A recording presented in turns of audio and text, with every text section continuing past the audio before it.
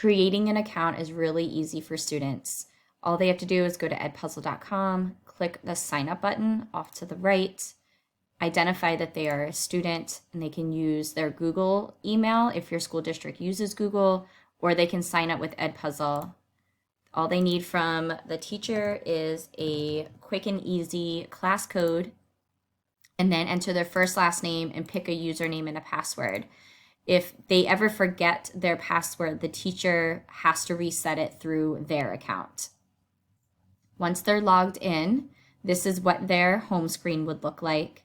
There would be videos here for them to watch. Upcoming assignments would be here. Completed assignments would be here. And once they're in the video, they can see all the questions that are coming up and at what time marker they'll be there off to the right. And at the bottom, there's little bubbles along the tracking bar to show when a video is coming. One nice feature with Edpuzzle is that you can turn on the ability to keep them from skipping through the video, so they can't just jump to the questions and answer them. They have to watch the video. If they ever miss something during that section, they can click this remind button off, or the rewind button off to the left, and it will rewind just that section back to the previous question so that they can rewatch it to get their answer.